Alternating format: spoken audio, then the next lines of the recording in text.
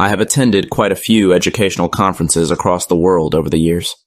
Online, in person, as a speaker, as just a fly-on-the-wall teacher, as a publisher. Hundreds of sessions and conferences, of all different sizes, qualities, and formats. However, this past year has been the first in my career where I didn't attend even one. Just didn't have it in me.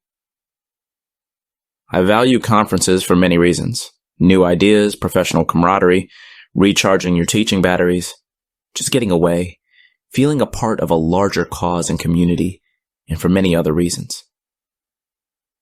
Yet, over the years, I've become more disillusioned with the conference circuit, feeling the Groundhog Day effect.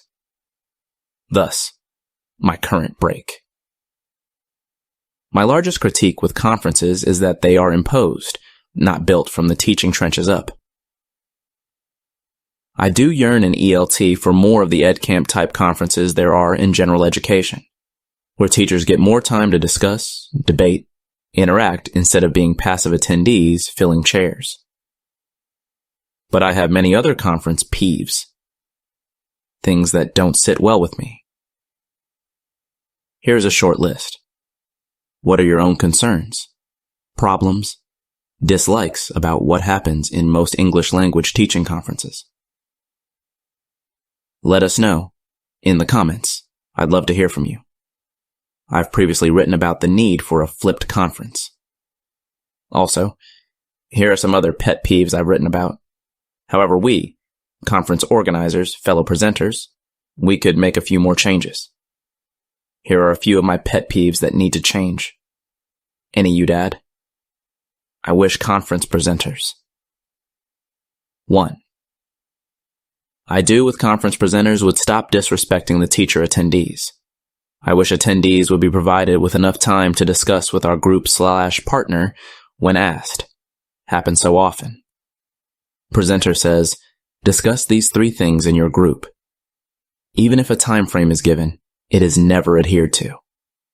We just get started doing, saying something, and then it's the presenter jumping in and saying, okay, we gotta move on.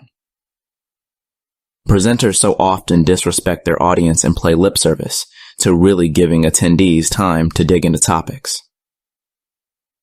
2. I do with conference presenters stopped with the PowerPoint diarrhea. This is just disgusting, but it's still endemic. I got so dizzy last conference, presentation slides just full of text. Really full. Can't we read this at home? Provide a link, if you will. We didn't come to hear the presenter read the slides and speed through stuff. Plus, even if the presenter doesn't actually read off the slide, it's impossible to process this text while at the same time listening to them speak. A presenter needs to create a common setting, common ground where attendees can participate in the idea related through the emotion of the presenter's narrative. As one of my PLN on Twitter said, here's an example slide from a recent conference. By no means the worst. Focus on public speaking skills more. Slow down. Pause more. Say less, but make it more powerful. Focus on the advice of the late Patrick Winston of MIT and include the 5 S's. Symbol. Some icon that makes your ideas easy to hold on to. Slogan. A simple linguistic handle for your ideas. Surprise. Make people say, did you see that talk? Salient idea. Have an idea that really sticks out. Story. Tell stories that engage the audience. 4. I do with conferences would offer professional development in the teacher's L1. I'm perplexed by this.